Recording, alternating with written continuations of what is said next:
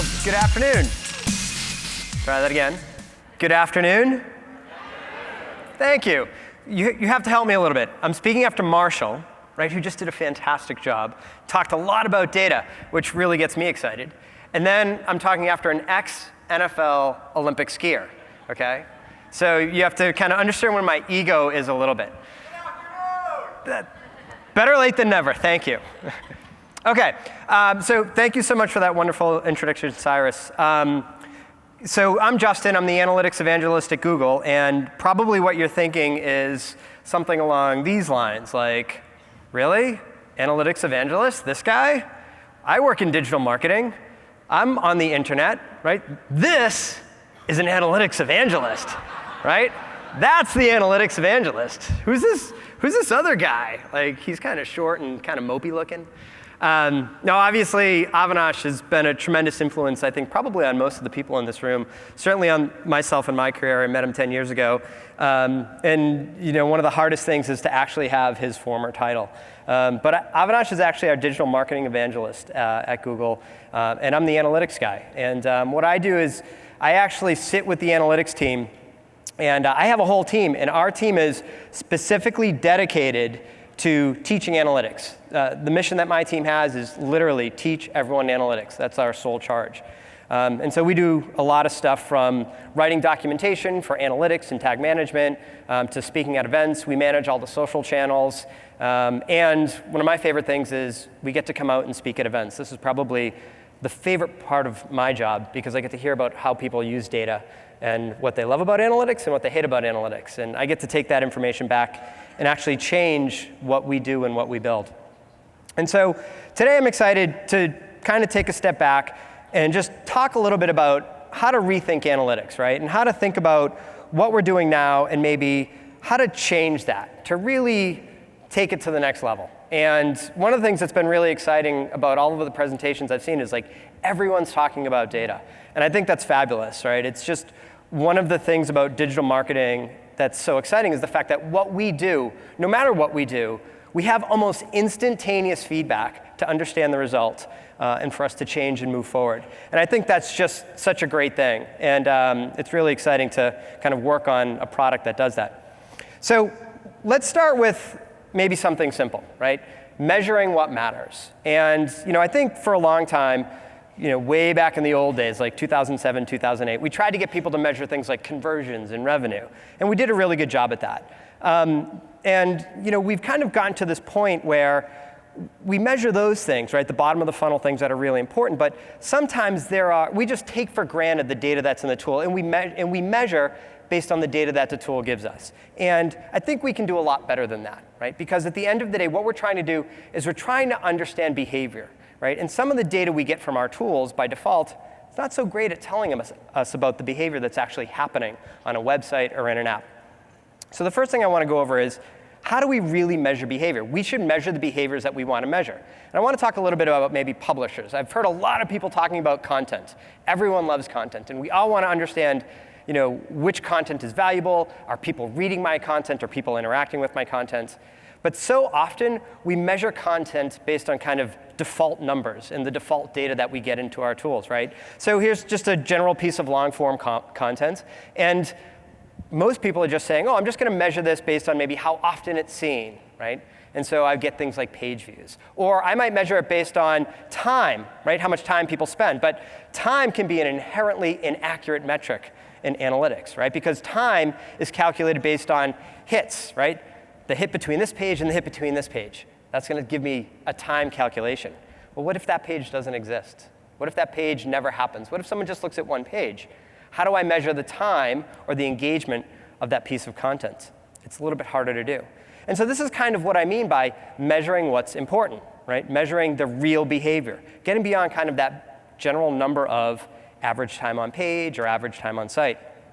And so one of the ways that I like to talk to people about measuring engagement and measuring people's engagement with content is measuring reading, right? Do people actually read? So instead of having this type of setup, having a more elaborate setup for my data collection, right? To actually be able to understand, are people moving through the information that I'm presenting to them, right? Because this is a process when someone looks at a piece of content.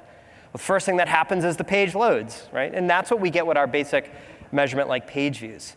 But then we can measure much more than that if we take a little bit of time to do some customization. We can actually measure if someone starts to scroll through the content. Ooh, more data, right? And I can actually then measure maybe points within their journey through that content. So I might measure when they get to the end of the content and the comments start. And then I might measure when they get to the bottom of the content, right? And you can do this with a lot of different tools. Obviously, I'm getting a little bit partial to the tool that I use, right? But you can collect all of this information. And so what you're doing is you're measuring behavior much more accurately. You're moving beyond those general metrics of just like average time on page, right? And what do we get out of this? Well, if I do something with Google Analytics events, okay, I can measure at the top when the article is loaded. I can then measure when someone starts to scroll, they start reading. I can measure when they get to the end of the content and the beginning of the comments. And then I can measure maybe when they get to the absolute bottom of the HTML. Now, obviously, depending on how you have your pages implemented, this is going to change a little bit. But now, all of a sudden, I get this kind of cool-looking funnel of what's happening on that content, right? So I'm moving beyond things like, well, what's the average time, which is so inaccurate. So now I can see people, oh, look, this is how many people actually loaded it up, but some didn't even start reading. And then I can see how many people actually make it to the bottom of the content. And then I can actually see, does anyone actually read through all those comments at the bottom of my page? It's so funny when I see blog posts about, like, what is the optimal length of content for this and for that? I'm like, snap, just measure it, right? You don't have to listen to anybody else. Just measure it on your own site. The other thing that's really cool is I can actually collect time in here, right? Those are seconds. I can actually measure the time between those behaviors. So now I can get even more detailed information about, wow, how much time does it take for people to actually start reading?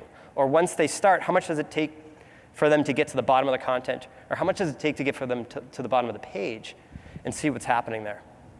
So the really cool thing is you can evolve this, right? So this is kind of just high-level stuff. I can segment all of this data, right, in analytics, lots of different ways. A bunch of people have talked about segmentation, right? So I can look at it article by article, or I could segment by content type if I want to, right? And start to really, really understand behavior. So I'm not just using the standard metrics that I get from my tools for page views or average time.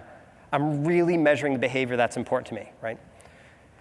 So what does this do to your data? Well, I would probably guess if anyone here writes a blog or has kind of like just a more news type site, this is what I did when I did this on a blog. We went from an average time on site from 1:38 to over 8 minutes when we added this additional data collection, right? Because we were getting more hits and we were understanding the actual time people were spending on the content. The bounce rate dropped from almost 80% down to 20%, which was amazing. Why? Because we were telling the analytics system, hey, this person is engaged with the content, right? Hits kept going back saying, oh, they started scrolling. Oh, they made it to the end of the content. Obviously, pages per visit didn't change too much. We were just getting more detailed information as they were looking at a page. And I was like, wow, this is amazing, right? This could totally rethink a lot of the benchmark metrics that some publishers have, or anyone that's publishing content. Okay. You can also start to do really cool things like start to segment out your users, right? Because now that we have more accurate time, we can create groups of users, right? People that spend a lot of time, people that spend a little bit of time. And again, the whole idea with analytics is understanding the behavior of users, especially your high-value users, so you can understand what makes them tick, right? Do those people read a certain type of content? Do they come from a certain type of campaign? What makes them tick? Why? So I can then try to go emulate that behavior and drive more people to do that type of stuff, right? So I might look at the group that's spending long time, 25 minutes plus on the site, and say, like, oh, are they looking at a certain type of content? Maybe I should promote that type of content to people who don't spend as much time. Okay. All right. So I wrote up this technique. You can grab it here. Works with tag management, kind of. But again, the idea is if you're publishing content, measure the behavior that matters, right? Don't take the standard metrics as a proxy.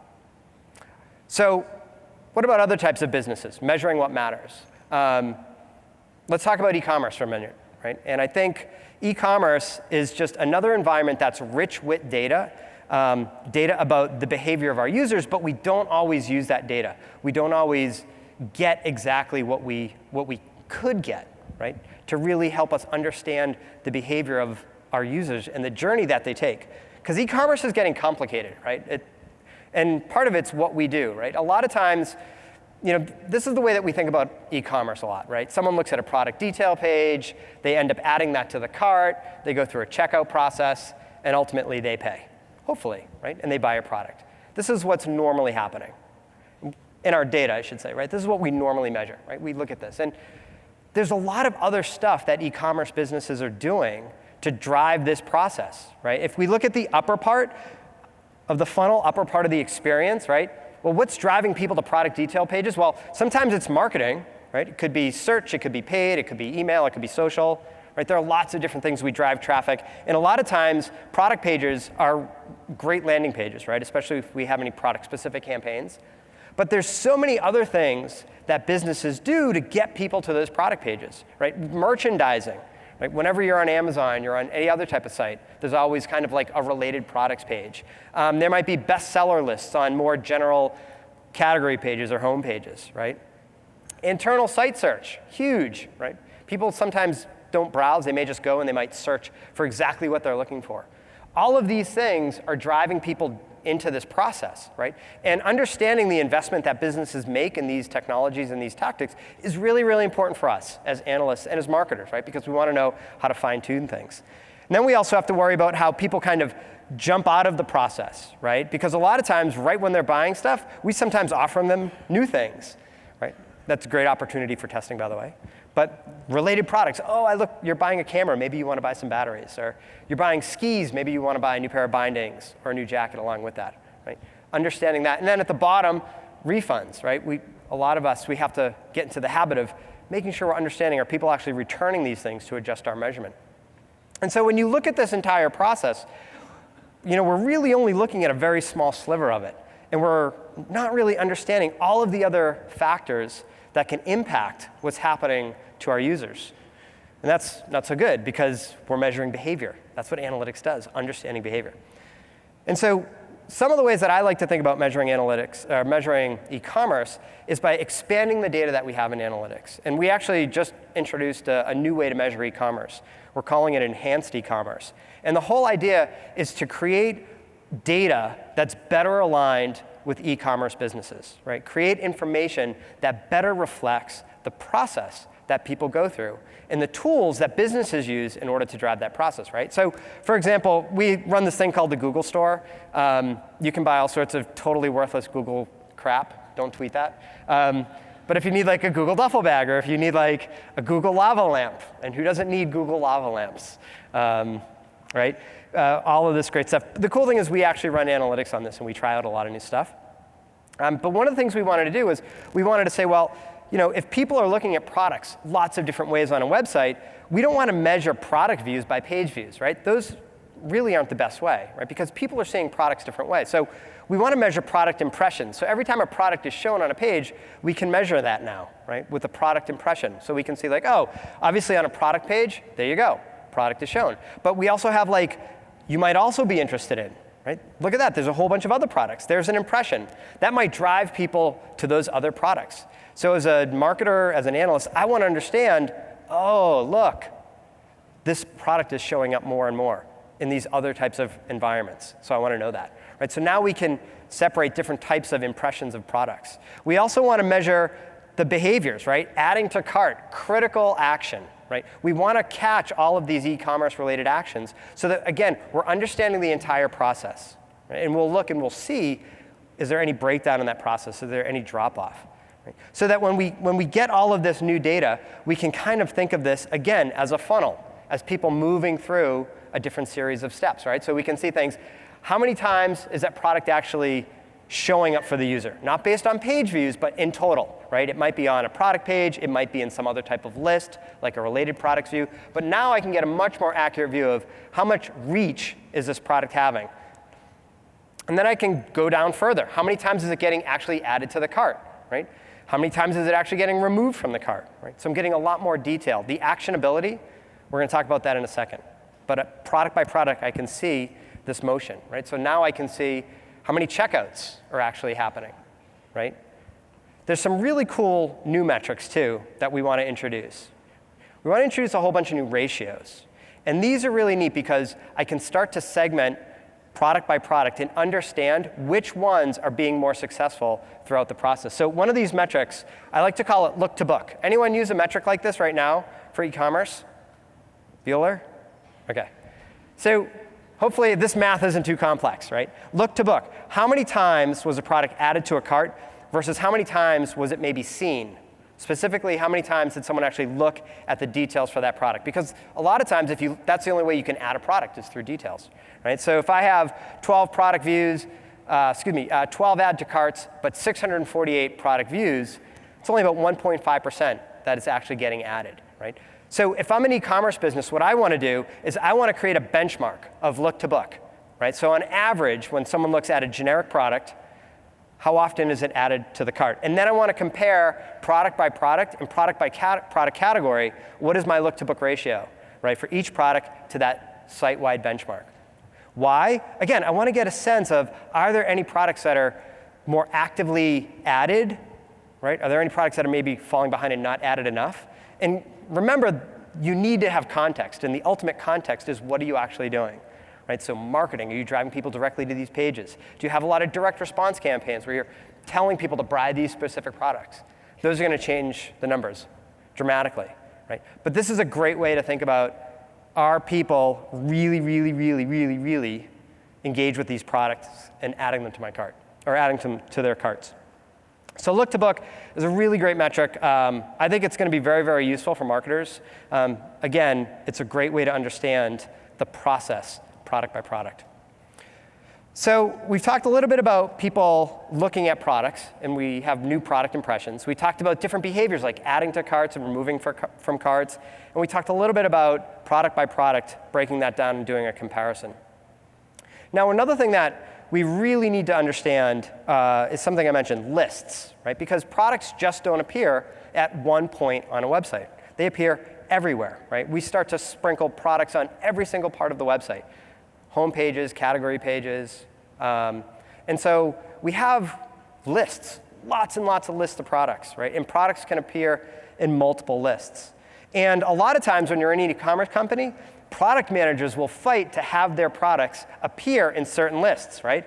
They know if they get their product shown on the home page on a roller, they're going to get a lot more traffic to that product, and that additional traffic is probably going to result in additional sales, which is really, really important. Right? So understanding these things is something that we need to provide a better view on. And so the new concept in analytics is the idea of product lists. And you get to create lists and name them whatever you want. Right? Obviously, you could have a related products list. You could have hot sellers, top sellers, best camera products, best soft plush Roger toy products. The idea is, though, that you'll be able to use these lists and understand in a specific list what's getting shown the most, right? So I can see, like, same thing we talked about before, impressions, and then is it actually driving traffic, right? Am I getting clicks into the product pages? And I even get a click-through rate, right? So now I can do a comparison. There's a lot more data behind this. Right? There's more and more information. So specifically, there are things like location. So you can start to analyze not only the list that products are in, but maybe even the position within those lists. Right? And so a lot of times, in some of the limited data that we're seeing coming through, because this is so new, we're seeing obviously things that are higher in lists are getting lots of clicks. Right? But your mileage may vary. But again, the idea is now we're no longer kind of tied to this idea of product views happen only on a product page. Product views, product impressions can happen anywhere on the site. And all of these different lists that we use, we can measure the performance of them. So I think this is going to be really great for marketers measuring what's happening on the site and what they're doing to get their products viewed. So let's talk about some of the data. We've talked a lot about the data types, impressions, and the different behavioral data. But what we really want to do is we really want to break this process down. And kind of like we talked about reading a page, breaking that down into a process, let's break this shopping behavior down and seeing where are we falling off. Right? And so we want to create some new visualizations, right, that show the different behaviors that the users have. Right? So first we can see all of the traffic, all of the sessions. But then we can see sessions with product views, sessions with add to carts, and ultimately we get more towards the bottom of the funnel, the checkout process, and ultimately people transacting. Right, so now, obviously, we don't expect a nice linear slope. This is going to differ from company to company. Right? Your business is going to have different data. But the idea is, can I somehow identify where I'm having issues? Right? Is there a step within this process that maybe if I look historically over my data as a benchmark, I'm seeing a larger than normal drop? Right? So maybe comparing the holiday time to previous holidays, I'm able to see if I'm doing better or worse. Now, the other thing about this data with this type of view is that it becomes segmentable, which I always chuckle at because I wonder if that's a word, but we all use it all the time, right? Dr. Pete might know if it's a real word. But now I can start to segment this entire process by almost any any dimension of data that I have, right? So it might be a campaign, or here it's actually visitor type we're showing, so we can see new visitor behavior versus returning visitor behavior in this data. Right? And if I had to guess, I would say returning visitors are probably much more efficient at this process. Why? Because they've done it before. Might be a little bit different for you. But there's all sorts of other ways to look at this data, right? So here I'm segmenting it by the actual device category, right? So desktop versus mobile versus laptop, versus tablet, right? And I can quickly look at things like, oh, over here for tablet, wow. They're definitely doing checkout way more often than the other types of devices, right? And their actually transaction rates a lot higher as well. Right? Now, obviously, your data will vary, right? And it depends a lot on the experience that you're showing to your user. Do you have a responsive site, right? Are you totally optimized just for tablet in this case, right? What is it about your business that makes these numbers the way they are? Again, the context, but the opportunity's there, right? And you can see things like mobile's performing so much lower here than tablet. Well, why is that? Well, again, it's kind of pushing you in that direction that you should be looking at this part of the process. That conversion rate's way lower than those of tablet and of desktop. But again, the idea is segmenting the entire process to understand everything that's happening for different groups. So how do you get all this data? Well, implementation will vary, right? So I want to mention that this is the enhanced e-commerce that we have in analytics, right? And so all of our data comes mostly from JavaScript, right? You can do some data import as well to get a lot of this data into analytics. But you get most of it through JavaScript. If you use tag management, we support Tag Manager as well. You can do a lot of this in other tools, right? You can fire off different types of data to measure product impressions, add to carts, remove from carts, right? It's all the type of data that we need to be measuring. But I think to sum up this whole part, right, about measuring people scrolling through content, measuring the data about e-commerce behavior, right?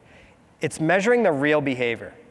It's moving beyond the standard numbers, the standard metrics that we get in a lot of our tools, and understanding that real behavior. Because ultimately, that's our goal, is to learn that behavior of our successful users and try to emulate that.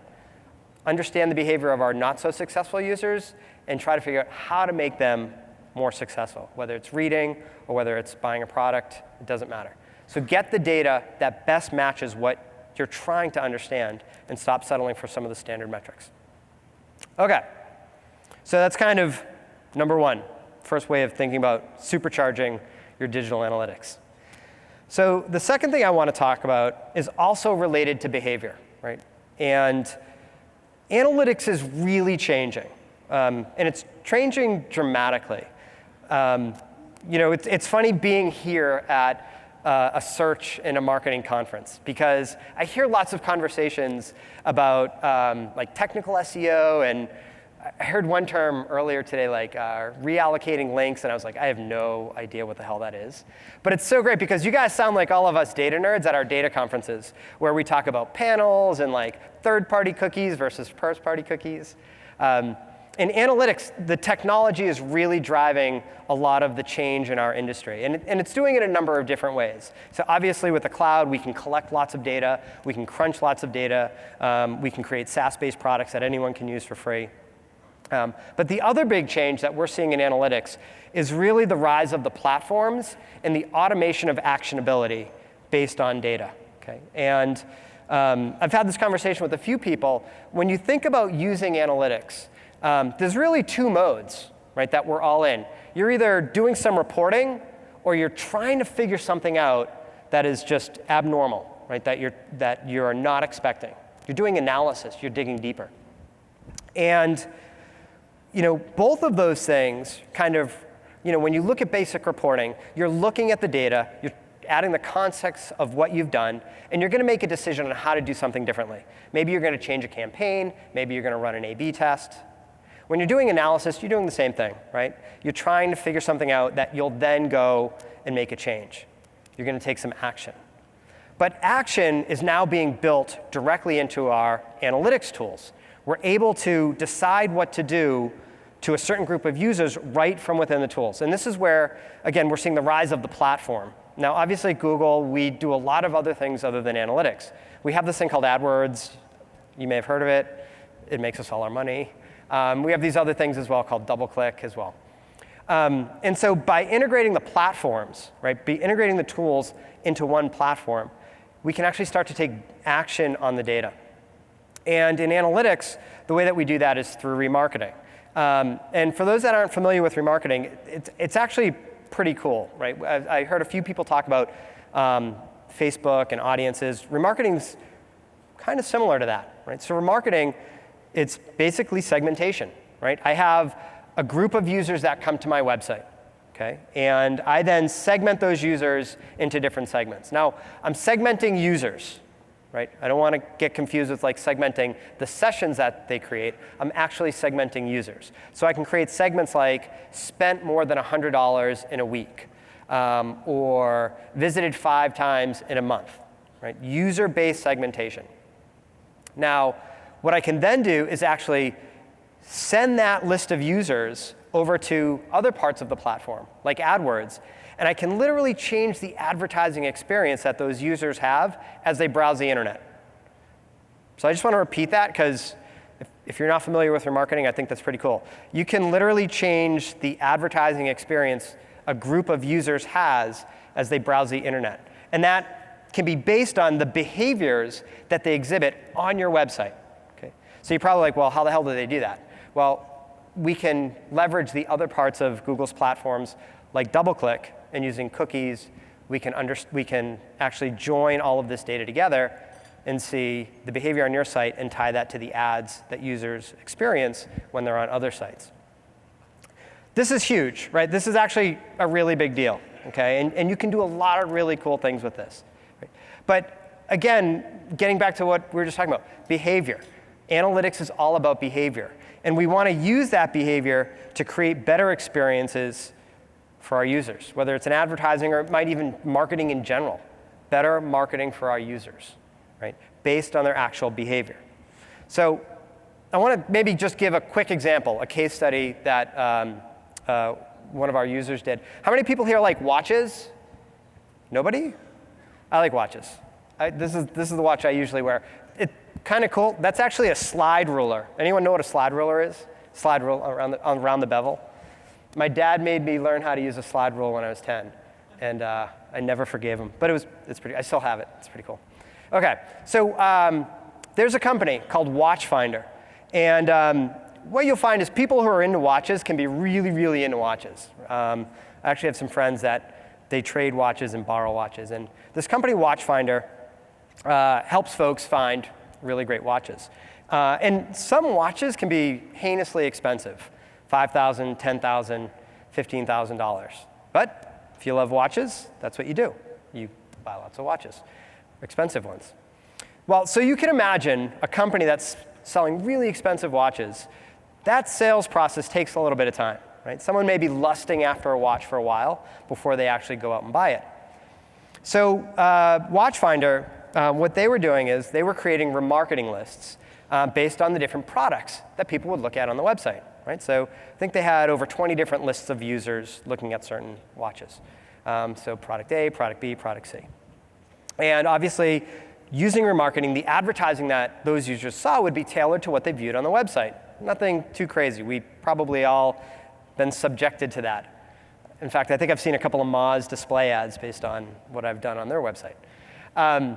So what really makes this interesting is the way that they then took this one step further. They said, well, we know they looked at this product, but we want to whittle that down. We just don't want like every person who saw this certain product to see an ad about that. We only want to reach a certain audience. So in analytics, this is our segmentation builder. It's the same as what we do in remarketing. They actually added a demographic component.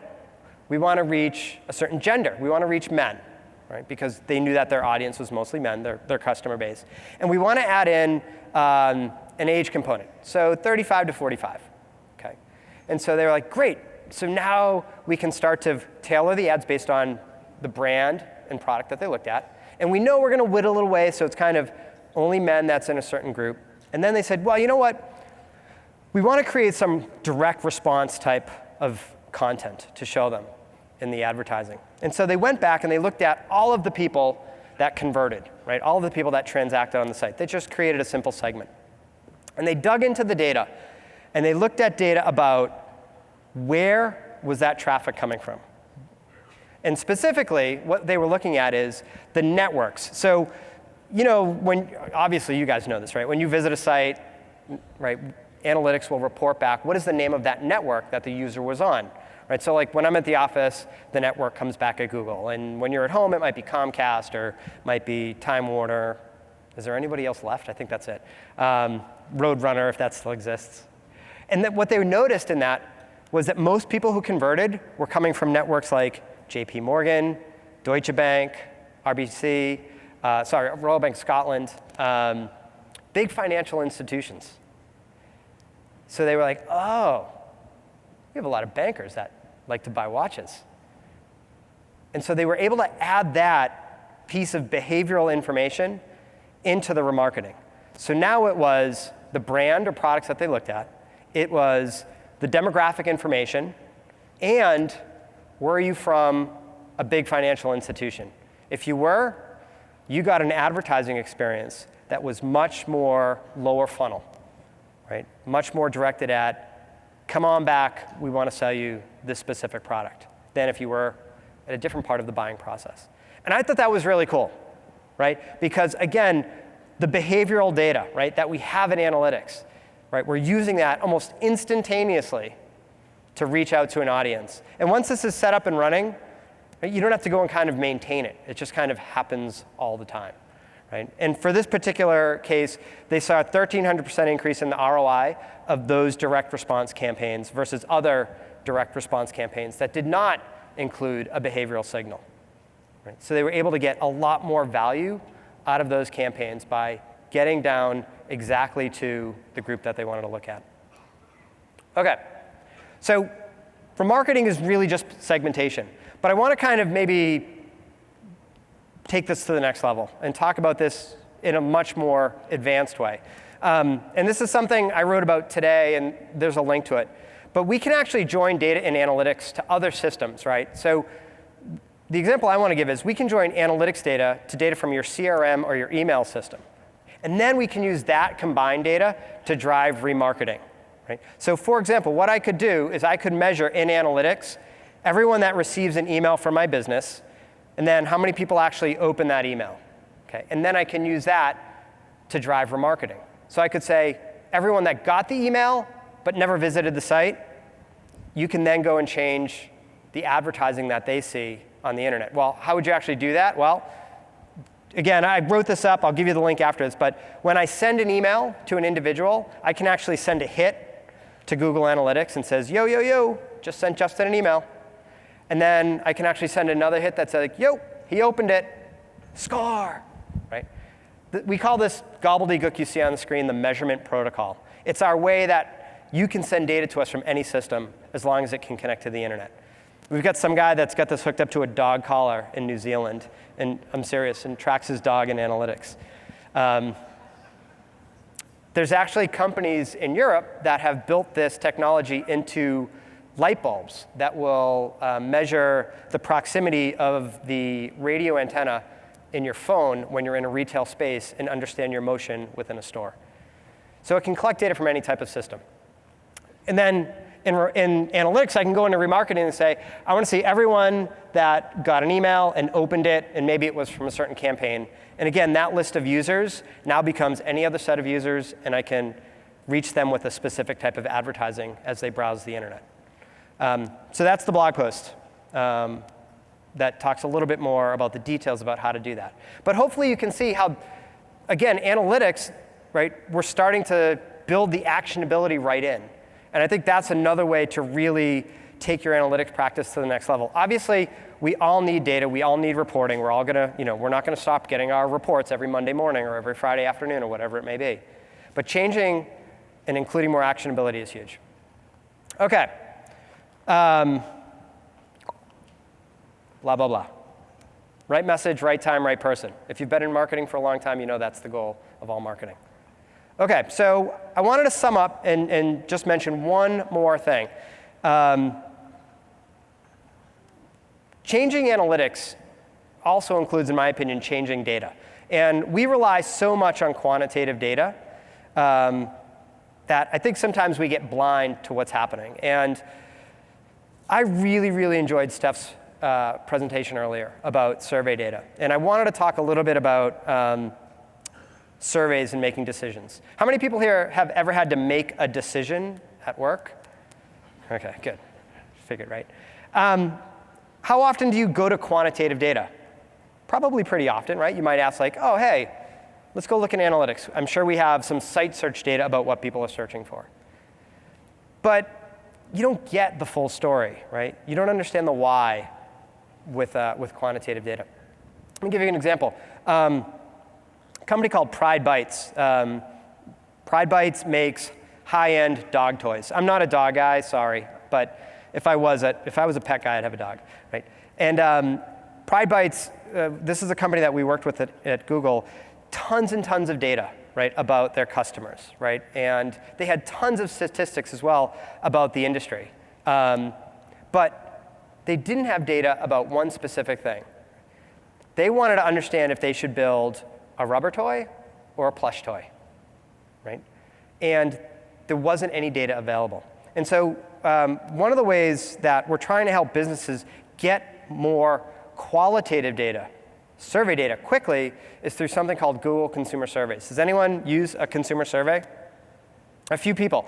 So this is like my secret data crush. I love analytics, but I love consumer surveys. I use this thing all the time. Consumer surveys, it's a way for you to publish a small 1-question or 10-question survey to the internet. Okay? And let me just walk you through how this might work, right? So you just set up, you kind of can choose, I want to run a survey. And this survey is going to be shown to the internet. Let me make that clear. Publishers will use this survey as a paywall to content. So instead of showing advertising, they'll show your survey to their website visitors who, when they answer it, will get content, and you get an answer to your question. Right? And so you can target this at certain audiences and certain geos. You can even filter who sees it based on like a qualifying question. Right? I've actually used this before to understand how much to tip when I travel to a new city. So I'll run a survey, and I'll target it at a specific population, and I'll just say, and I'll run a quick survey. Right? So there's all different types of questions that you can set up, right? Steph had some great information about like 5- and 7-point scales, right? You can do that type of thing.